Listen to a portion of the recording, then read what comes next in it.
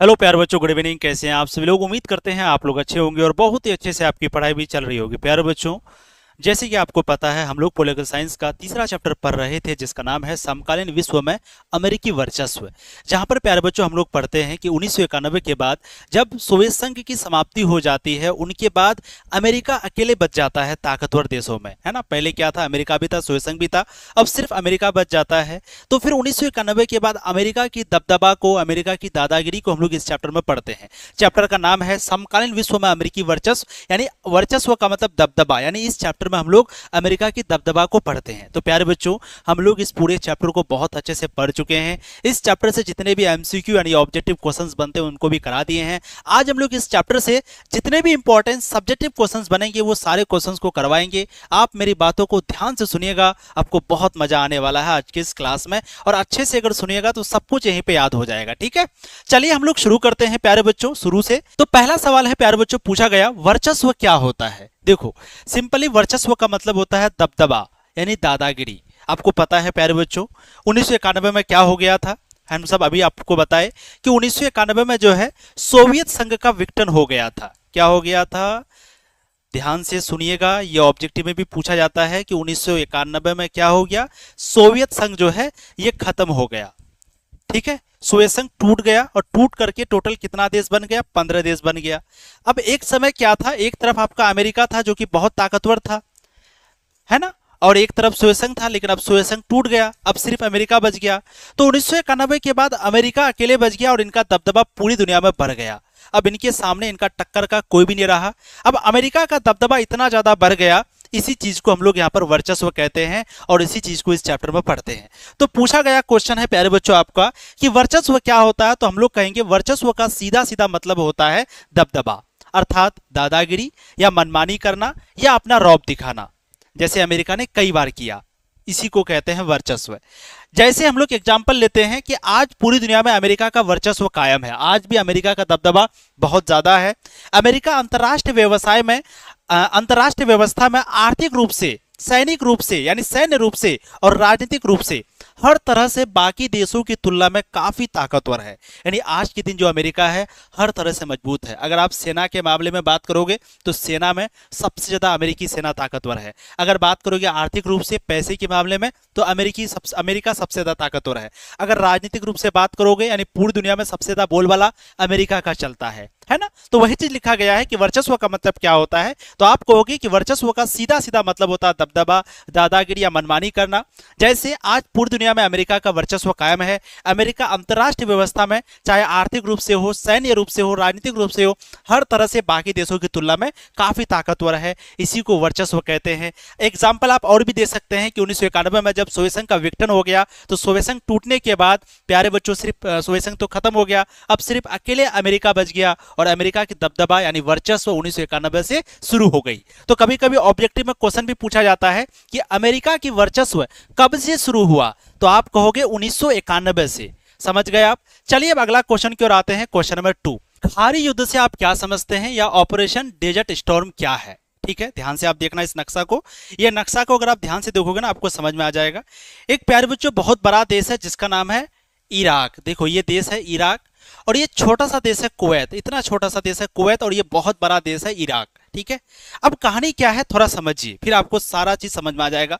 एक बड़ा देश है प्यारे बच्चों, जिस देश का नाम क्या है, जल्दी से बोलो, जिस देश का नाम है इराक। और एक छोटा सा देश है, बस छोटा सा, जिस देश का नाम है कुवैत, यानी छोटा सा देश है कुवैत। अब हुआ क्या, जो इराक है ना, इराक ये जो देश है प्यारे बच्चों कुवैत पर कब्जा कर लिया, है ना, यानी कुवैत पर कब्जा कर लिया। अब ये जो इराक देश है इसको बार बार बोला गया, कब कब्जा किया अगर पूछा जाए, डेट याद रखिए, 2 अगस्त। ठीक है, 2 अगस्त को, 2 अगस्त 1990 को जो इराक है वो कुवैत पर कब्जा कर लिया। ठीक है, अब अमेरिका, यूएनओ यानी संयुक्त राष्ट्र संघ बार बार बोल रहा है इराक को कि भाई इराक इस देश को आजाद कर दो, कुवैत को आजाद कर दो, कुवैत पर कब्जा मत रखो, उसको आजाद कर दो। लेकिन जो इराक है ये कुवैत को आजाद ही नहीं कर रहा, कुवैत पर कब्जा करके रखा है पूरे देश में। तो फिर क्या किया, यूएनओ ने, यूएनओ का मतलब संयुक्त राष्ट्र संघ ने अमेरिका से कहा, है ना, संयुक्त राष्ट्र संघ ने अमेरिका को कहा कि जाओ इराक पर हमला करो, है ना, तभी इराक जो है कुवैत देश को आजाद करेगा। तो यूएनओ ने अमेरिका को ऑर्डर दिया कि जाओ किस पर हमला करो, इराक देश पर हमला करो। फिर अमेरिका ने क्या किया, 34 देशों के साथ मिलकर, कितने देश, 34 देशों के साथ मिलकर अमेरिका ने किस पर हमला कर दिया, इराक पर, है ना। तो ये जो अमेरिका है प्यारे बच्चों, इसने हमला कर दिया इराक पर, कितने देशों के साथ मिलकर, 34 देशों के साथ मिलकर, है ना। इसमें टोटल कितना सेना था ये 34 देशों का, याद रखिएगा, ये लोग टोटल याद रखिएगा प्यारे बच्चों 6,60,000, यानी कि 6,60,000 सेना के साथ अमेरिका और 34 देशों ने मिल करके इराक पर हमला कर दिया। इराक कुछ ही समय में इस युद्ध में हार गया, फिर अंत में कुवैत को भी आजाद कर दिया और इराक हार गया। तो पूछा जाएगा ये जो इराक है, ये जो अमेरिका है 34 देशों के साथ मिलकर कब हमला किया इराक पर, तो डेट याद रखिएगा 16 जनवरी, कहीं पे 16 जनवरी रहता है, कहीं पे 17 जनवरी रहता है। तो 16 जनवरी 1991 को अमेरिका ने 34 देशों के साथ मिलकर इराक पर हमला किया था। तो प्यारे बच्चों, ये जो हमला किया था इसी को हम लोग खारी युद्ध कहते हैं। इसी को हम लोग क्या कहते हैं, खारी युद्ध कहते हैं। आपको पता है भारत जो है अभी पाकिस्तान पर हमला किया था, आतंकवादी अड्डा पर, एक ऑपरेशन के तहत। ऑपरेशन कौन सा चलाया था, ऑपरेशन सिंदूर। ऑपरेशन सिंदूर के तहत भारत ने पाकिस्तान पर हमला किया। उसी तरह से अमेरिका 34 देशों के साथ मिलकर इराक पर हमला किया था, और हमला करने के लिए एक ऑपरेशन चलाया था, जिस ऑपरेशन का नाम है ऑपरेशन डेजर्ट स्टॉर्म। यह नाम याद रखिएगा, ऑपरेशन DESERT, डेजर्ट, ठीक है, और STORM, स्टॉर्म। तो इसी को ऑपरेशन डेजर्ट स्टॉर्म कहते हैं। पूछा जाएगा ऑपरेशन डेजर्ट स्टॉर्म की शुरुआत कब हुई थी, आप कहोगे 16 जनवरी 1991 को, और इसी ऑपरेशन को खाड़ी युद्ध भी कहते हैं, यानी प्रथम खाड़ी युद्ध कहते हैं। तो यही है प्रथम खाड़ी युद्ध। अब देखो यही चीज यहां पर लिखना है। क्वेश्चन क्या पूछा गया था कि आप खाड़ी युद्ध से क्या समझते हैं या ऑपरेशन डेजर्ट स्टॉर्म से क्या समझते हैं, तो हम लोग जवाब देंगे इराक ने कुवैत को 2 अगस्त 1990 में अपने कब्जे में कर लिया। जो इराक देश है, इन्होंने किसको अपने कब्जे में कर लिया, तो जो इराक देश है प्यारे बच्चों, ये कुवैत पर कब्जा कर लिया। ठीक है, कब, 2 अगस्त 1990 में। इराक को समझाने बुझाने पर भी इराक पीछे नहीं हटा, जिस कारण संयुक्त राष्ट्र संघ ने यानी कि यूएनओ ने इराक पर आक्रमण करने की अनुमति दे डाली। बार बार इराक देश को कहा कि भाई तुम कुवैत को आजाद कर दो, इराक माना ही नहीं।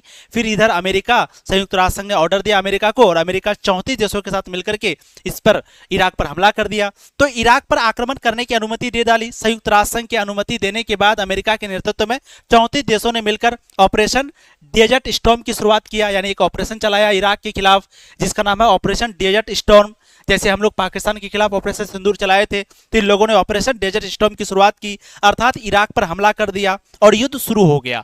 इस युद्ध में 6,60,000 सैनिकों ने भाग लिया था, जिसमें से 75% सेना सिर्फ अमेरिका का था। इसी युद्ध को प्रथम खाड़ी युद्ध कहा जाता है। इसी युद्ध को ऑपरेशन डेजर्ट स्टॉर्म भी कहा जाता है। यह युद्ध कब शुरू हुआ, 16 जनवरी 1991 को, और यह युद्ध खत्म कब हुआ, 28 फरवरी 1991 को। तो ऑब्जेक्टिव भी पूछा जाता है कि बताइए प्रथम खाड़ी युद्ध शुरू कब हुआ, आप कहोगे 16 जनवरी 1991 को। प्रथम खाड़ी युद्ध खत्म कब हुआ प्यारे बच्चों, तो डेट याद रखिएगा 28 फरवरी को। 28 फरवरी 1991 को आपका प्रथम खाड़ी युद्ध खत्म हुआ था, और 16 जनवरी 1991 को शुरू हुआ था। इराक कुवैत पर कब्जा कब किया था, 2 अगस्त 1990 को। ठीक है, और कितने सेना थे, 6,60,000 सेना थे टोटल। इसमें से 75% जो सेना है वो सिर्फ किसका था, अमेरिका का था। उम्मीद करते हैं आपसे ऑब्जेक्टिव सब्जेक्टिव हर तरह का क्वेश्चन बन जाएगा। अगला क्वेश्चन प्यारे बच्चों देखते हैं। पूछा गया कि कंप्यूटर युद्ध यानी वीडियो गेम वार किसे कहते हैं। तो देखो, क्योंकि अमेरिका काफी शक्तिशाली देश है और अमेरिका के पास टेक्नोलॉजी बहुत ज्यादा है, एक से एक टेक्नोलॉजी वाला हथियार, एक से एक तकनीकी वाला मिसाइल हथियार अमेरिका के पास है। तो अमेरिका जब इराक पर हमला किया ना, तो एक से एक टेक्नोलॉजी से बना हुआ हथियार का इस्तेमाल किया, एक से एक टेक्नोलॉजी वाला मिसाइल का इस्तेमाल किया। तो क्योंकि वो लोग एक से एक टेक्नोलॉजी वाला मिसाइल का इस्तेमाल किया, स्मार्ट बम का इस्तेमाल किया, स्मार्ट बम SMART, स्मार्ट बम का प्रयोग किया, स्मार्ट हथियार का प्रयोग किया, जिसकी वजह से इस युद्ध को कंप्यूटर युद्ध भी कहा गया। प्रथम खाड़ी युद्ध को कंप्यूटर युद्ध भी कहा गया, और इसी युद्ध को वीडियो गेम वार भी कहा गया। क्यों कहा गया वीडियो गेम वार, याद रखिएगा प्यारे बच्चों। ये जब युद्ध हो रहा था ना, तो अमेरिका वाला जो है पूरी दुनिया को दिखा रहा था कि देखो हम इराक पर हमला किए हैं, हम इराक को मार रहे हैं, क्योंकि अमेरिका का हमेशा से काम है पूरी दुनिया को दिखाना, दबदबा दिखाना। तो ये गेम पूरी दुनिया को दिखा रहा था लाइव, इसलिए इस युद्ध को वीडियो गेम वार भी कहते हैं। तो अगर कोई क्वेश्चन पूछे कि कंप्यूटर युद्ध या वीडियो गेम वार किसे कहते हैं, तो आप कहोगे जब इराक पर अमेरिका ने हमला किया, तो इस युद्ध को अमेरिका ने पूरी दुनिया को दिखाया, पूरी दुनिया को लाइव दिखाया। इसीलिए इसे वीडियो गेम वार कहते हैं। क्या कहते हैं? वीडियो गेम वार। और इस युद्ध में स्मार्ट बम का प्रयोग किया गया था, यानी एक से एक टेक्नोलॉजी से भरा हुआ हथियार का इस्तेमाल किया गया था। इसलिए इस युद्ध को कंप्यूटर युद्ध भी कहते हैं।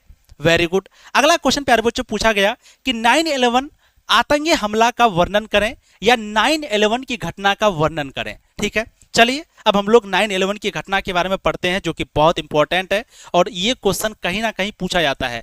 9/11 की घटना, सबसे पहले क्वेश्चन यही पूछा जाता है कि जो 9/11 की घटना है ये कब हुई थी। तो हमने क्या कहा कि अमेरिका में जो है पहले महीना का नाम लिखा जाता है, फिर डे लिखा जाता है, फिर ईयर लिखा जाता है। ध्यान रखिएगा, जैसे हम लोग क्या करते हैं, पहले दिन लिखते हैं, फिर महीना का नाम लिखते हैं, फिर हम लोग ईयर लिखते हैं। पहले जैसे आज अगर मान लो 5 तारीख है, आज 12 तारीख है, तो हम लोग क्या लिखेंगे 12 तारीख, फिर महीना का नाम लिखेंगे जून, फिर हम लोग लिखेंगे क्या 2025 साल का। तो ये लोग क्या करता है, पहले महीना लिखता है, फिर दिन लिखता है। तो नौवां महीना है, क्योंकि 9/11 की घटना है तो नौवां महीना है। नौवां महीना को ही कौन सा महीना कहते हैं? सितंबर कहते हैं। ध्यान से देखिए, आपको हम याद रखने के लिए सब बता रहे हैं। नौवां महीना को सितंबर कहा जाता है और तारीख कौन सा है? 11। यानी यहाँ क्या हो गया? यहाँ हो गया 11 सितंबर, 11 सितंबर 2001। तो यह भी एक क्वेश्चन क्लियर हो गया कि जो 9/11 की घटना ये कब हुआ था? 11 सितंबर 2001 में हुआ था। अब ये जो घटना है प्यारे बच्चों बहुत बड़ी घटना थी और अमेरिका ना पूरी तरह से, अमेरिका के लोग पूरी तरह से डर गया था। हुआ क्या था, एक आतंकवादी संगठन है, जिस आतंकवादी संगठन का नाम है अल कायदा। अल कायदा क्या है? एक आतंकवादी संगठन है। तो अल कायदा से लगभग 18-19 लोगों ने क्या किया, 4 जहाज को अपहरण कर लिया। 4 हवाई जहाज को अपने कब्जे में कर लिया। जैसे होता है ना कि आतंकवाद जो है वो जहाज में घुस गया किसी तरह से और जहाज के अंदर जाके सबको बंदूक दिखा के डराने लगा, तो 4 जहाज पर कब्जा कर लिया। तो अलकायदा एक आतंकवादी संगठन है। याद रखिएगा अलकायदा क्या है, जल्दी से बताइए। आतंकवादी संगठन है। ठीक है, तो अलकायदा से लगभग 18-19 लोगों ने 4 हवाई जहाज पर क्या किया, कब्जा कर लिया। ये वही हवाई जहाज था जो अमेरिका का था। अब ये जो 4 हवाई जहाज है इसको क्या कर लिया, अपने कब्जे में कर लिया, यानी हाईजैक कर लिया, यानी अपहरण कर लिया। अपहरण करने के बाद इनका टारगेट क्या था कि 2 जहाज को, एक अमेरिका का एक बिल्डिंग को गिराना है 2 जहाज से, एक जहाज से एक इमारत को गिराना है और एक जहाज से एक और इमारत को गिराना है, एक और बिल्डिंग को गिराना है। तो इनका ये जो अलकायदा के जो आतंकवादी थे, इन लोगों ने 4 जहाज को कब्जा किया। क्या करने के लिए प्यारे बच्चों, बिल्डिंग को तोड़ने के लिए। तो इन लोगों ने क्या किया, पहला 2 जहाज से किसको तोड़ा, जल्दी से बोलो। पहला 2 जहाज से वर्ल्ड सेंटर को तोड़ा। जैसे आज के दिन आपका, अगर आप देखोगे आज के दिन बुर्ज खलीफा है, दुबई में बुर्ज खलीफा काफी बड़ी बिल्डिंग है, तो उसी तरह से उस समय वर्ल्ड सेंटर नाम का 2 बिल्डिंग था। आप यहाँ पर चित्र भी देख सकते हैं, ये देखो, ये 2 बिल्डिंग था, इसी को कहते हैं वर्ल्ड सेंटर। बहुत ऊंची ऊंची बिल्डिंग था, है ना।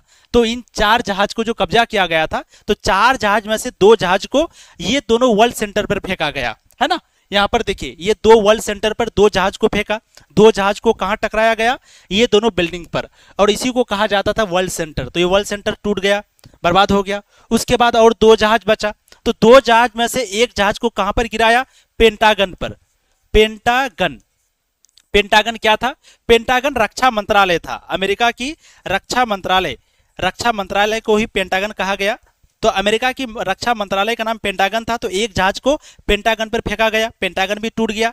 उसके बाद और एक जहाज बचा था प्यारे बच्चों। तो ये जो एक जहाज बचा था, इसको कहां पर गिराना था, इसको गिराना था वहां पर एक पार्टी था, कांग्रेस पार्टी वहां भी है। जैसे भारत में कांग्रेस पार्टी, वहां भी कांग्रेस पार्टी है। तो एक जहाज को कांग्रेस पार्टी का मुख्यालय पर गिराना था, लेकिन वो जहाज का थोड़ा डायरेक्शन बदल गया और वो जहाज वहां पर नहीं टकरा करके एक खेत में जाकर के गिरा। खेत का नाम क्या था, पेंसिल्वेनिया का एक खेत में जाके गिरा। इस 9/11 की घटना में टोटल कितने लोग मारे गए, 3000 लोग, 3000 अमेरिकी लोग मारे गए। और जब 3000 लोग मारे गए ना, तो अमेरिका के लोग पूरी तरह से डर गए और ऐसी घटना कभी नहीं देखा गया था। इसी को 9/11 की घटना कहते हैं। तो अगर कोई सवाल पूछे कि आप 9/11 की घटना नहीं बता सकते, सिंपली बताना है कि जो 9/11 की घटना है ये 11 सितंबर 2001 को हुई थी।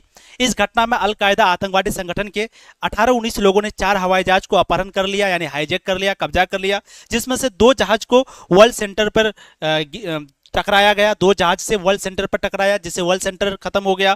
फिर एक जहाज को पेंटागन पर टकराया, जो कि रक्षा मंत्रालय था, ये पेंटागन भी टूट गया। एक जहाज को प्यारे बच्चों टकराना था कांग्रेस पार्टी के ऑफिस से, लेकिन वो वहां ना टकरा करके पेंसिल्वेनिया के खेत में जाके गिरा। इसी घटना को 9/11 की घटना कहते हैं। इस घटना का परिणाम क्या हुआ? 3,000 लोग मारे गए, अमेरिका पूरी तरह से हिल गया एकदम। ठीक है, चलिए आगे हम लोग देखते हैं, चीजों को समझते हैं। तो 9/11 आतंकी हमला का वर्णन करें या 9/11 की घटना का वर्णन करें, तो हम लोग लिखेंगे 9/11 की घटना 11 सितंबर 2001 को हुई थी। इस दिन अलग अलग अरब देशों के 19 अपहरणकर्ताओं ने 4 अमेरिकी विमान को अपहरण कर लिया। अपहरण यानी कि टोटल 19 लोगों ने 4 अमेरिकी जहाज को क्या कर लिया? कब्जा कर लिया, हाईजैक कर लिया। इस हमले में 2 जो जहाज है, 2 विमान, विमान का मतलब जहाज, तो इस हमले में 2 विमान वर्ल्ड ट्रेड सेंटर के उत्तरी तथा दक्षिणी टावर से टकराया। यानी दो जहाज को कहां पर टकराया? वर्ल्ड ट्रेड सेंटर के उत्तरी तथा दक्षिणी टावर से। और तीसरा जो जहाज है वो पेंटागन से टकराया, जो कि अमेरिका के राष्ट्रीय सुरक्षा विभाग का मुख्यालय था। और चौथा जो विमान है, चौथा जो जहाज है, वो अमेरिकी कांग्रेस के मुख्यालय इमारत से टकराना था, है ना, अमेरिकी कांग्रेस के मुख्य इमारत से, कांग्रेस के मुख्य इमारत से यानी बिल्डिंग से टकराना था, लेकिन वो पेंसिल्वेनिया का खेत में जाके गिरा। इसी हमला को 9/11 के हमला के नाम से जाना जाता है। अब कभी कभी आपको परिणाम भी पूछ लिया जाता है कि इस युद्ध का क्या परिणाम हुआ। अगर आपको नहीं पूछे परिणाम तो इतना ज्यादा लिखने की जरूरत नहीं है, लेकिन अगर 5 नंबर में पूछे तब आपको लिखना है। क्या हुआ था? अमेरिका पर किया जाने वाला यह हमला अब तक का सबसे बड़ा हमलों में से एक था। आज से पहले ऐसा हमला कभी नहीं हुआ था, और इस हमले के बाद काफी जानमाल की क्षति हुई, काफी जानमाल का नुकसान हुआ। इस हमले में लगभग 3,000 व्यक्ति मारे गए, और अमेरिकियों को डर था। इसमें 3,000 अमेरिकियों को बहुत ज्यादा डर होने लगा। सब लोग पूरा एकदम डर का माहौल, कोई जहाज में नहीं बैठ रहा, सब लोग एकदम कौन हमला कर दे, इस तरह से डर का माहौल पैदा हो गया। और अमेरिका 1776 में जब से एक देश बना है, उसने आज तक इतना बड़ा हमला कभी नहीं देखा था। तो इससे आप अंदाजा लगा सकते हैं कि अमेरिका कितना ज्यादा डर गया था। ऑपरेशन एंड्यूरिंग फ्रीडम क्या है? जैसे हम लोग अभी क्या पढ़े? Operation Desert Storm. तो ऑपरेशन डेजर्ट स्टॉर्म क्या था? आपने अच्छे से जाना प्यारे बच्चों। अभी हमने आपको बताया था कि इराक जो है कुवैत देश पर कब्जा करके रखा था, है ना। फिर बार बार इराक को कहा जा रहा था इराक देश से, लेकिन इराक देश पीछे नहीं हट रहा था। तो अमेरिका ने 34 देशों के साथ मिलकर एक ऑपरेशन शुरू किया, जिस ऑपरेशन का नाम रखा ऑपरेशन डेजर्ट स्टॉर्म। इसी को प्रथम खाड़ी युद्ध भी कहते हैं, जो कि 16 जनवरी को शुरू हुआ था 1991 को। अब पूछा ऑपरेशन एंड्यूरिंग फ्रीडम क्या है?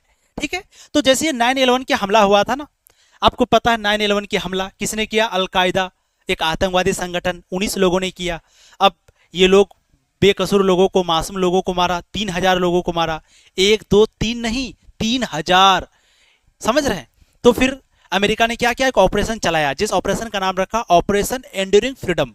इस ऑपरेशन का क्या उद्देश्य था? इस ऑपरेशन का उद्देश्य था कि जो भी आतंकवादी 9/11 हमला में शामिल था उसको खत्म करना। यही उद्देश्य था इस ऑपरेशन का।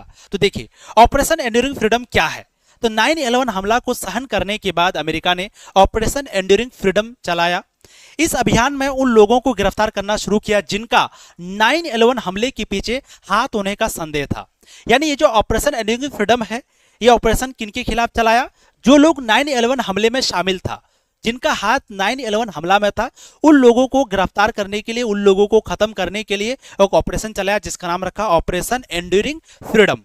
अमेरिका पर जिन लोगों ने आक्रमण किया था उन पर हवाई हमला किया, यानी उस पर हवाई हमला किया, है ना। और इस ऑपरेशन का मुख्य उद्देश्य क्या था? अलकायदा जो कि एक आतंकवादी संगठन है, और अफगानिस्तान के तालिबान शासन को खत्म करना। तो ये जो ऑपरेशन एंड्यूरिंग फ्रीडम चलाया था, इस ऑपरेशन के तहत अमेरिका का उद्देश्य क्या था? अमेरिका का उद्देश्य था जो अलकायदा आतंकवादी संगठन है इसको खत्म करना, और अफगानिस्तान के तालिबान शासन को खत्म करना। इस ऑपरेशन के तहत लोगों को पकड़कर उनके अलग अलग देशों में भेजा गया। यानी इस ऑपरेशन के तहत उन लोगों को पकड़ा गया जो लोग 9/11 हमले के पीछे था, और उनको पकड़ा, उनको उनके देश भेजा गया, और अलग अलग देश भेजा गया। और अलग अलग देश में खुफिया जो जेल था, खुफिया जेल, जहां के बारे में किसी को नहीं पता था, उन जेल खानों में उन लोगों को बंद कर दिया और तरह तरह का सजा दिया गया। इन गिरफ्तार लोगों के बारे में अमेरिका ने उसकी सरकार को भी कोई जानकारी नहीं दी, और जिन भी लोगों को पकड़ा ना, उन लोगों के बारे में आज तक किसी को नहीं पता चला। अमेरिका ने किसी को नहीं बताया कि उन लोगों को कहां लेके गया। समझिए क्या हुआ होगा उन लोगों का। ठीक है, तो अगर कोई पूछे ऑपरेशन एंड्यूरिंग फ्रीडम क्या है, तो 9/11 हमला के बाद अमेरिका ने एक ऑपरेशन चलाया जिसका नाम है ऑपरेशन एंड्यूरिंग फ्रीडम। और इस ऑपरेशन के तहत उन लोगों को गिरफ्तार किया जो 9/11 हमले के पीछे था, जिनका हाथ 9/11 हमले के पीछे था। और इसमें क्या हुआ कि उन लोगों को अलकायदा आतंकवादी संगठन अफगानिस्तान के तालिबान जो था, तालिबान का कब्जा भी अफगानिस्तान में है, लेकिन तालिबान के खिलाफ भी ऑपरेशन एंड्यूरिंग फ्रीडम लाया गया था, ठीक है। और सारे लोगों को पकड़ा और पकड़ करके कहां पर भेजा, अलग अलग देशों में खुफिया जेल में भेजा, और किसी को नहीं बताया, यहाँ तक कि सरकार को भी नहीं बताया। किसी देश का सरकार, यानी मान लो कोई है पाकिस्तान से है, तो पाकिस्तान की सरकार को भी नहीं बताया कि हम इसको कहां लेके जाएंगे, और इस तरह से उन लोगों को सजा दिया गया। अगला सवाल है प्यारे बच्चों, 2003 में अमेरिका ने इराक पर हमला क्यों किया, समझाइए। आपको पता है अमेरिका ने दोबारा से हमला किया था 2003 में। एक बार तो पहली बार हमला किया था, एक बार अमेरिका ने पहली बार हमला किया था, जो कि यूएनओ यानी संयुक्त राष्ट्र संघ ने अनुमति दिया था अमेरिका को कि जाओ इराक पर हमला करो ताकि वो कुवैत को आज़ाद कर दे। 1991 में यह हमला हुआ था, लेकिन अमेरिका ने फिर से प्यारे बच्चों 2003 में हमला किया था। कब किया था? 2003 में। तो पूछा गया कि अमेरिका ने 2003 में आखिर इराक पर हमला क्यों किया, है ना। अमेरिका ने 2003 में आखिर इराक पर हमला क्यों किया, है ना। तो प्यारे बच्चों इसके पीछे कारण बताया जाता है कि जो अमेरिका है ना, अमेरिका सबसे पहले यूएनओ मतलब संयुक्त राष्ट्र संघ ने कोई भी अनुमति यहां पर नहीं दिया था। संयुक्त राष्ट्र संघ ने कोई भी अनुमति नहीं दिया था अमेरिका को कि जाइए इराक पर हमला किए, कुछ नहीं। अमेरिका अपना मनमानी से इराक पर हमला कर दिया। और अमेरिका ने क्या बहाना बनाया? अमेरिका ने बहाना बनाया कि जो इराक देश है, ध्यान से सुनिएगा, अमेरिका ने क्या कहा? अमेरिका ने कहा कि जो इराक देश है ना, अमेरिका ने क्या कहा कि जो इराक देश है, ये देश ऐसी हथियार बना रही है। अमेरिका ने कहा, अमेरिका ने इराक पर आरोप लगाया कि इराक जो देश है वो ऐसा हथियार बना रहा है जिस हथियार से एक साथ में कई सारे लोग मर जाएंगे। सामूहिक मर्डर करने वाला हथियार बना रहा है। कौन? इराक। एक ये इल्जाम लगाया, एक ये आरोप लगाया। दूसरा आरोप क्या लगाया? दूसरा आरोप लगाया कि जो इराक का जो सरकार है वो किसको सपोर्ट करता है? आतंकवादी संगठन को, यानी कि अलकायदा को। अलकायदा को, यानी जो इराक का जो सरकार है ये अलकायदा आतंकवादी संगठन को सपोर्ट करता है। ये अमेरिका ने कहा इराक के बारे में, है ना। जब जांच पड़ताल किया गया तो पता चला कि भाई इराक जो है ना ही कोई ऐसा हथियार बना रहा है, ना ही कोई आतंकवादी संगठन को सपोर्ट कर रहा है। और इराक में उस वक्त में किसकी सरकार थी? सद्दाम हुसैन की सरकार थी। पूछा जाएगा इराक में उस समय किसकी सरकार थी? सद्दाम हुसैन की सरकार थी। तो जब जांच पड़ताल किया गया तो यहां पर ऐसा कुछ भी नहीं मिला। तब बाद में पता चला कि यहां पर अमेरिका का कुछ और उद्देश्य था। अमेरिका जो है, क्योंकि आपको पता है इराक में बहुत सारा तेल का कुआं था। इराक में क्या था? बहुत सारा तेल का कुआं था। तो अमेरिका का उद्देश्य था कि हम तेल का कुआं पर किसी तरह से कब्जा कर लें, और तेल का कुआं पर कब्जा करने के लिए उन्होंने इराक पर हमला कर दिया। लेकिन लोगों को क्या बताया कि जो इराक है वो हथियार बना रहा है और अलकायदा को सपोर्ट कर रहा है, इसलिए हमने हमला किया। इसी युद्ध को द्वितीय खाड़ी युद्ध भी कहते हैं। तो वही क्वेश्चन है कि 2003 में अमेरिका ने इराक पर हमला क्यों किया, समझाइए। तो अमेरिका ने एक ऑपरेशन चलाया था। अमेरिका ने फिर से एक ऑपरेशन चलाया था इराक पर हमला करने के लिए। अमेरिका ने इराक पर हमला करने के लिए, कोई नहीं है बाहर में इसलिए देख रहे हैं कि कोई चोरी वोरी तो नहीं कर रहा। तो अमेरिका ने इराक पर हमला करने के लिए फिर से एक ऑपरेशन चलाया, जिस ऑपरेशन का नाम है ऑपरेशन इराकी फ्रीडम। इस ऑपरेशन के तहत 19 मार्च 2003 को अमेरिका ने हमला किया। हालांकि यूएनओ ने, यानी कि संयुक्त राष्ट्र संघ ने, इस हमले की कोई भी इजाजत नहीं दी थी, लेकिन अमेरिका ने इराक पर हमला करने का मुख्य उद्देश्य वहां की तेल भंडार पर कब्जा करना था। अमेरिका का उद्देश्य क्या था कि इराक का तेल भंडार पर कब्जा करना। लेकिन अमेरिका ने इराक पर सामूहिक संहार के हथियार बनाने का आरोप लगाकर यूएनओ के अनुमति के बिना, यानी संयुक्त राष्ट्र संघ की अनुमति के बिना हमला कर दिया। अमेरिका ने क्या आरोप लगाया कि जो इराक है वो सामूहिक संहार के हथियार बना रहा है, यानी ऐसा हथियार जो कई सारे लोगों को एक साथ में मार दे, इस तरह का इराक हथियार बना रहा है। इसलिए अमेरिका ने कहा कि हम इस पर हमला किए। जबकि बाद में जांच पड़ताल किया गया तो ऐसा कुछ भी नहीं मिला, हथियार बनाने का कोई भी सबूत नहीं मिला। इसे ही द्वितीय खाड़ी युद्ध कहते हैं। इस युद्ध का क्या परिणाम हुआ? इराक पर जो अमेरिका ने अपने मन से हमला किया, इसका क्या परिणाम हुआ? तो सबसे पहले इराक की जो सरकार थी, किसकी सरकार थी? सद्दाम हुसैन की सरकार थी। तो वो सरकार कुछ ही दिनों में चली गई, खत्म हो गई। वहां पर इराक पर जो सद्दाम हुसैन की सरकार थी, ये सरकार खत्म हो गई, इराक का जो सरकार था। उसके बाद क्या हुआ? इराकी लोगों का गुस्सा अमेरिका के खिलाफ काफी बढ़ गया और पूर्ण रूप से लोग विद्रोह करने लगे। जो इराक के लोग थे ना, वो काफी भड़क गए अमेरिका के खिलाफ कि अमेरिका आखिर क्यों हमारे देश पर हमला करता है। इससे इराक के लोग काफी ज्यादा भड़क गए और इराक के जो लोग हैं वो विद्रोह करने लगे अमेरिका के खिलाफ।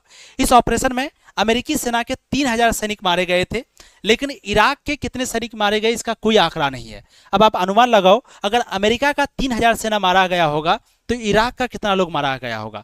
एक रिपोर्ट के अनुसार ऐसा पता चला कि लगभग इस हमले में 50,000 लोग मारे गए थे। इराक के आम जनता, नॉर्मल लोग मारे गए थे इस युद्ध में, 50,000 लोग, ऐसा एक अनुमान के मुताबिक कहा जाता है, एक रिपोर्ट के अनुसार। ठीक है, तो कोई पूछेगा कि प्यारे बच्चों बताइए 2003 में अमेरिका ने इराक पर हमला क्यों किया? तो अमेरिका ने एक ऑपरेशन चलाया था, ऑपरेशन इराकी फ्रीडम, है ना, और इस ऑपरेशन के तहत 19 मार्च 2003 को हमला किया था। अमेरिका ने कहा कि वो हथियार बना रहा है, वो अलकायदा को सपोर्ट कर रहा है। जब जांच पड़ताल किया गया तो ऐसा कोई भी सबूत नहीं मिला। फिर बाद में पता चला कि अमेरिका का उद्देश्य था तेल भंडार पर कब्जा करना, तेल का कुआं पर कब्जा करना, और तेल का कुआं पर कब्जा करने के लिए उन्होंने अमेरिका पर हमला कर दिया, ये इराक पर हमला कर दिया। इसी युद्ध को द्वितीय खाड़ी युद्ध कहते हैं। इस पर परिणाम हुआ, सद्दाम हुसैन की सरकार चली गई, अमेरिका के खिलाफ लोग काफी भड़क गए, 3000 सैनिक मारे गए, पता नहीं इराक के कितने सैनिक मारे गए होंगे, और 50,000 सेना भी मारे गए। ठीक है, अगला सवाल है तालिबानी कौन था? तालिबानी, तो तालिबानी एक आतंकवादी संगठन था। अभी तो तालिबान का कब्जा पूरे अफगानिस्तान में है, और अफगानिस्तान में अभी समझो एक तरह से तालिबान की सरकार है, तालिबानी लोग ही वहां पर शासन चला रहे हैं। तो पूछा गया तालिबानी कौन था? तालिबानी एक आतंकवादी संगठन था। जब अमेरिका ने अफगानिस्तान पर हमला किया तो कुछ बच्चे, अमेरिका जो देश है, अमेरिका ने जब अफगानिस्तान पर हमला किया था तो अफगानिस्तान के कुछ बच्चे जो है भागकर पाकिस्तान चले गए। अमेरिका अफगानिस्तान पर हमला किया तो अफगानिस्तान में कुछ बच्चे डर की वजह से वो पाकिस्तान चले गए, और पाकिस्तान में जाकर के वहां पर मदरसों में अपना पढ़ाई शुरू कर दिया। फिर अफगानिस्तान पर हमला करके अफगानिस्तान पर कब्जा कर लिया। इसे ही तालिबानी कहा जाता है। ठीक है, तो ध्यान से सुनना, हुआ क्या कि जो अमेरिका देश है उन्होंने अफगानिस्तान पर हमला किया तो अफगानिस्तान के कुछ लोग भाग करके कहाँ चले गए?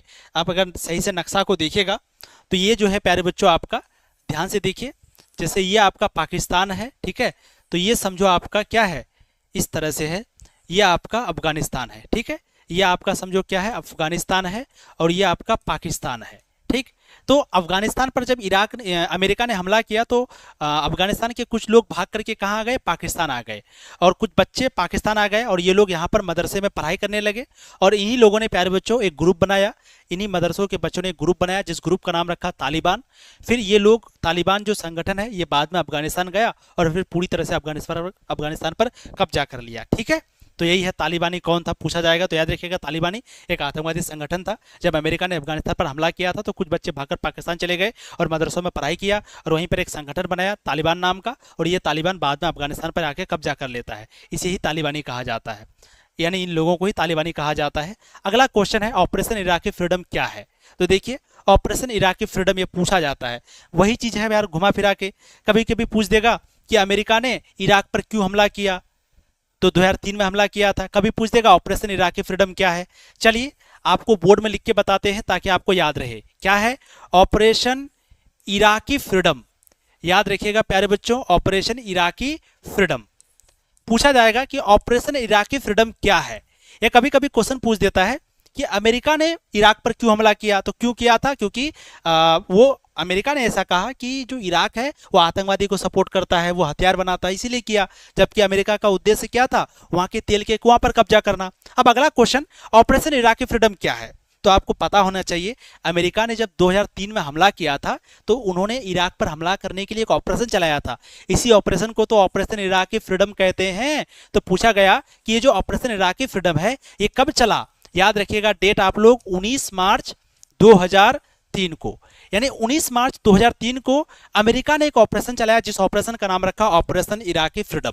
इस ऑपरेशन के तहत अमेरिका ने क्या किया प्यारे बच्चों? इस ऑपरेशन के तहत अमेरिका ने इराक पर हमला किया।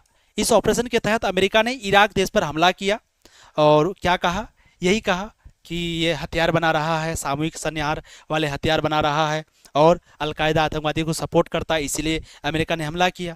तो यही ऑपरेशन इराकी फ्रीडम। तो अमेरिका ने एक ऑपरेशन चलाया ऑपरेशन इराकी फ्रीडम। इसके अंतर्गत इराक पर 19 मार्च 2003 को हमला किया। हालांकि संयुक्त राष्ट्र संघ ने यहाँ पर कोई भी इजाजत नहीं दिया था इस हमले का। संयुक्त राज्य अमेरिका यानी वही अमेरिका ने इराकी राष्ट्रपति सद्दाम हुसैन की सत्ता को हटाने के उद्देश्य से इराक पर हमला किया था।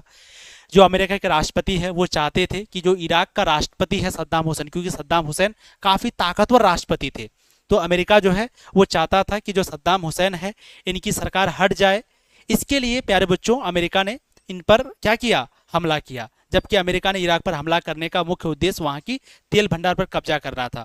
जबकि अमेरिका का उद्देश्य क्या था, वहां की तेल भंडार पर कब्जा करना।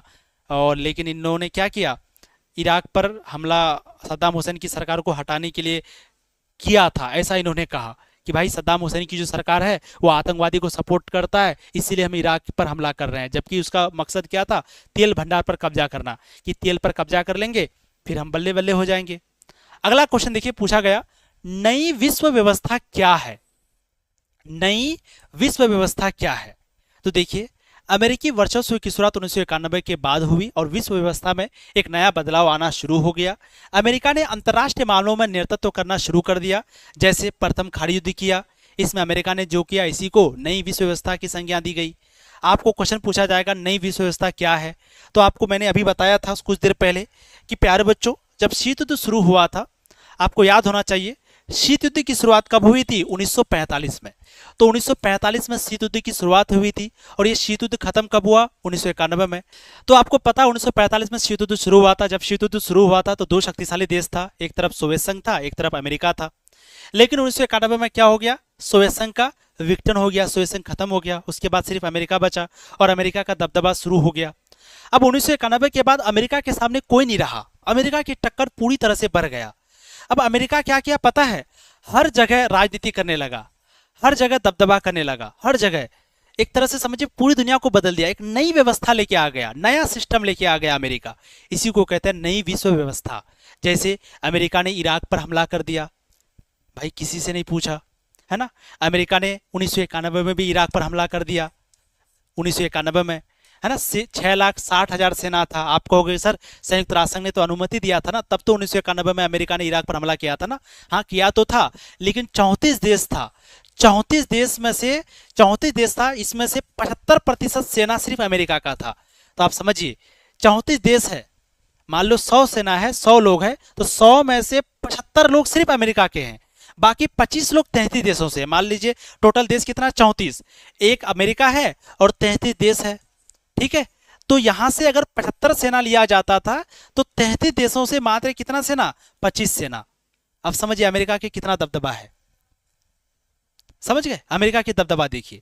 तो 75% सेना अमेरिका का। तो इस तरह से उन्होंने दबदबा शुरू कर दिया, नई विश्व व्यवस्था लेके आ गया, पूरे व्यवस्था को बदल दिया। इसी को नई विश्व व्यवस्था कहते हैं। 2003 में हमला कर दिया, ठीक है। तो अमेरिकी वर्चस्व की शुरुआत 1991 के बाद हुई और विश्व व्यवस्था में एक नया बदलाव आना शुरू हो गया। पूरे दुनिया के सिस्टम में एक नया बदलाव शुरू हो गया। हर मामलों में, पूरे अंतर्राष्ट्रीय मामलों में अमेरिका ने नेतृत्व करना शुरू कर दिया। जैसे प्रथम खाड़ी युद्ध में अमेरिका ने जो किया, इसी को नई विश्व व्यवस्था की संज्ञा दी गई, ठीक है। चलो अगला सवाल है, अमेरिका तथा भारत के बीच का संबंध का वर्णन करें, जो कि लास्ट सवाल है, इसके बाद ये चैप्टर खत्म, ठीक है। क्या पूछा, अमेरिका और भारत के बीच का संबंध को बताइए। तो हम लोग लिखेंगे, 5 नंबर में ये क्वेश्चन पूछा जाता है, ठीक है। हम लोग लिखेंगे भारत और अमेरिका के संबंध समय के साथ साथ हमेशा बदलते रहा है। चलिए नीचे हम लोग देख लेते हैं किस तरह से अमेरिका और भारत का संबंध ना समय के साथ बदलते गया है। आज के दिन अमेरिका और भारत का संबंध उतना अच्छा नहीं है। कुछ समय पहले अमेरिका और भारत का संबंध बहुत अच्छा था। एक्चुअली में होता क्या है ना, जब भारत आगे बढ़ता है ना, अमेरिका को शायद जलन होने लगता है, समझ गए ना। पता नहीं क्या सिस्टम है, हमेशा कुछ ना कुछ हम लोग का विरोध करते रहा है। चलिए देखिए अमेरिका और भारत का संबंध कैसा है। तो 1947 में जब हमारा देश भारत आजाद हुआ, तब भारत ने गुटनिरपेक्षता की नीति अपनाई। आपको पता है जब शीत युद्ध शुरू हुआ था 1945 में, उसके बाद पूरी दुनिया दो खेमों में, दो भागों में बट गया था, है ना, पूंजीवादी, समाजवादी। फिर भारत ने एक तीसरा गुट लाया, भारत, जिसका नाम रखा गुटनिरपेक्षता की नीति। भारत ये लाया, भारत और दो देशों ने लाया। तो 1947 में जब देश आजाद हुआ तो भारत ने गुटनिरपेक्षता की नीति लेके आया और सोवियत संघ के करीब रहा। और भारत कहीं ना कहीं हमेशा से सोवियत संघ के करीब रहा। आज के दिन भी हम लोग रूस के थोड़ा ज्यादा करीब हैं। इसी वजह से अमेरिका के साथ भारत के रिश्ते शुरुआत में थोड़े ठंडे रहे। इसी वजह से अमेरिका के साथ भारत का जो रिश्ता है वो शुरुआत से ही थोड़ा ठंडा रहा, उतना अच्छा नहीं रहा। क्योंकि सबसे पहले भारत जब आजाद हुआ तो भारत गुटनिरपेक्षता की नीति लाया, इससे अमेरिका को दिक्कत। फिर भारत थोड़ा थोड़ा सोवियत संघ की तरफ जाने लगा, तो इससे भी अमेरिका को दिक्कत। इसीलिए थोड़ा संबंध उतना अच्छा नहीं रहा। आगे देखिए, जब शीत युद्ध चला 1945 से 1991 के बीच 1945, तो 1945 में जब शीत युद्ध शुरू हुआ तो अमेरिका और भारत का संबंध में उतार चढ़ाव रहा। फिर भी 1960 और 1970 के दशक में दोनों देशों ने खाद्य सुरक्षा और विकास योजनाओं में एक दूसरे की मदद की। ठीक है, यानी जब शीत युद्ध शुरू हुआ तो शीत युद्ध के दौरान अमेरिका और भारत के संबंध ना कई बार उतार चढ़ाव हुआ, है ना। कभी बहुत अच्छा संबंध था अमेरिका के साथ भारत का, कभी थोड़ा खराब हो जाता था। लेकिन 1960 और 70 के दशक में ना भारत के पास बहुत सारी चीजों की कमी थी, तो उस समय भारत और अमेरिका का संबंध ठीक ठाक रहा। ठीक, फिर 1991 में भारत ने नई आर्थिक नीति लाया। आपको पता है नई आर्थिक नीति कब आया था, याद रखिएगा 1991 में। तो 1991 में भारत ने आर्थिक सुधार किया जिससे वैश्विक बाजार के करीब आया। भारत 1991 में भारत की स्थिति बहुत खराब हो गई थी, तो उस समय नई आर्थिक नीति लाया और ये नई आर्थिक नीति की वजह से भारत की स्थिति थोड़ा ठीक हुआ। तो 1991 में भारत ने नई आर्थिक नीति में सुधार किया और नई आर्थिक नीति लाया, जिसकी वजह से अमेरिका और भारत के बीच व्यापार बहुत तेजी से हुआ। नई आर्थिक नीति की वजह से भारत पूरी दुनिया में व्यापार करना शुरू किया, इससे अमेरिका और भारत का संबंध थोड़ा सही हुआ। फिर 1998 में भारत ने परमाणु परीक्षण किया। आपको पता है भारत ने पहली बार परमाणु परीक्षण 1974 में किया, भारत ने दूसरी बार परमाणु परीक्षण 1998 में किया। तो 1998 में भारत ने फिर से परमाणु परीक्षण किया। अमेरिका ने कुछ समय के लिए भारत पर प्रतिबंध लगा दिया। 1998 में भारत ने फिर से परमाणु परीक्षण किया, अमेरिका ने कुछ समय के लिए भारत पर क्या लगा दिया, प्रतिबंध लगा दिया। कहा कि भाई तुम परमाणु बम कैसे बना सकते हो, अमेरिका ने प्रतिबंध लगा दिया। फिर 10 साल के बाद यानी 1998 में उन्होंने प्रतिबंध लगाया और 10 साल के बाद अमेरिका स्वीकार किया कि हाँ भारत के पास परमाणु बम है। हम लोग परमाणु बम कब बनाए, 1998 में, लेकिन अमेरिका को मानने का मन ही नहीं किया। अमेरिका का कहना था कि नहीं ये कोई परमाणु बम नहीं बनाया है। फिर फाइनली 10 साल के बाद यानी 2008 में फाइनली वो माना कि हाँ भारत के पास भी परमाणु बम है। तो जब 1998 में परमाणु परीक्षण हुआ फिर भारत और अमेरिका का संबंध थोड़ा सा उतार चढ़ाव शुरू हुआ। फिर 2005 में भारत और अमेरिका के बीच सिविल न्यूक्लियर डील नागरिक परमाणु समझौता पर हस्ताक्षर हुआ। इससे दोनों देशों के बीच रणनीतिक और तकनीकी सहयोग और भी मजबूत हुआ। 2005 में भारत और अमेरिका के बीच एक समझौता हुआ जिसको कहते हैं सिविल न्यूक्लियर डील यानी नागरिक परमाणु समझौता। इसके बाद भारत और अमेरिका का संबंध फिर थोड़ा थोड़ा ठीक हुआ। तो इस तरह से अमेरिका और भारत का संबंध उतार चढ़ाव होते रहा है। आज के दिन भी अमेरिका भारत का संबंध उतना अच्छा नहीं है जितना होना चाहिए। ठीक है, तो प्यारे बच्चों फाइनली ये जो तीसरा चैप्टर हम लोगों का हो जाता है कंप्लीट, इसका हो जाता है द एंड। ठीक है, अब जो अगला चैप्टर होगा ना वो बहुत इंपॉर्टेंट होगा, है ना। याद रखिएगा चौथा चैप्टर जिसका नाम है सत्ता के वैकल्पिक केंद्र। तो सत्ता के वैकल्पिक केंद्र, आप अगर बाद में ये वीडियो देख रहे हैं तो आप यूट्यूब में सर्च करना सत्ता के वैकल्पिक केंद्र बाय तनु क्लासेस और वो वीडियो देख लेना, बहुत इंपॉर्टेंट है। चौथा चैप्टर आपका अच्छे से पढ़ लेना। ठीक है, तो उम्मीद करते हैं आज की ये क्लास आपको बहुत अच्छी लगी होगी। फाइनली हम लोगों का चैप्टर कंप्लीट होता है। आप बढ़िया से अच्छे से तैयारी करना चाहते हैं, पीडीएफ पढ़ना चाहते हैं, डाउट क्लास करना चाहते हैं, टेस्ट देना चाहते हैं, तो हम लोगों का तनु क्लासेस ऐप है। ठीक है, ये तनु क्लासेस देख रहे हैं ना, यही तनु क्लासेस ऐप है। इसको आप प्ले स्टोर से डाउनलोड कर लेना और डाउनलोड करके बढ़िया से अपना पढ़ाई शुरू कर दो। ठीक है, अच्छे से पढ़ो वहाँ पर जुड़ करके। थोड़ा बहुत फीस लेते हैं, क्यों ले रहे हैं, ताकि सब कुछ अच्छे से चले, टीचर को सैलरी वगैरह मिल जाए। बहुत ही कम फीस है, आराम से लीजिए और बढ़िया से पढ़िए। ठीक है, सफलता बैच से जुड़ने के लिए सबसे पहला काम क्या करो, देखिए अगर आपको सच में सफलता बैच से जुड़ना है, अगर आपको सच में टॉपर बनना है और बढ़िया नंबर लाना है, यानी कि अगर आपको लाना है 450 प्लस, अगर आपका टारगेट है कि भाई हम 450 से ज़्यादा लाएं या 400 से ज़्यादा लाएं, 100% ला सकते हैं, कोई डाउट नहीं है इसमें, गारंटी के साथ कह रहे हैं। तो इसके लिए प्यारे बच्चों आपको क्या करना पड़ेगा, तनु क्लासेस ऐप को प्ले स्टोर से डाउनलोड करना पड़ेगा। तो आप सभी लोग क्या करो, सबसे पहले तनु क्लासेस ऐप को प्ले स्टोर से डाउनलोड कर लीजिए और वहीं पर आपको सफलता बैच मिलेगा, उसमें ज्वाइन कर लीजिएगा, है ना। अगर किसी तरह का दिक्कत हो तो ये नंबर पे कॉल कर लीजिएगा 870996 10 बजे के बाद सुबह, है ना, 870996 10 वैसे कोई दिक्कत नहीं होगा, आप आराम से ज्वाइन कर लीजिए। यहाँ पर हर दिन लाइव क्लास होती है, हर दिन पीडीएफ मिलता है, हर दिन टेस्ट होता है और प्रॉपर रूप से हर एक सब्जेक्ट की क्लासेस होती है और बहुत ही कम फीस है, 1600-1700 फीस है पूरे साल का। इसी में क्रैश कोर्स भी हम लोग फ्री देंगे आपको, क्रैश कोर्स का फीस नहीं लेंगे, हर एक चीज़ इसी में रहेगा, अलग से फीस नहीं लगेगा।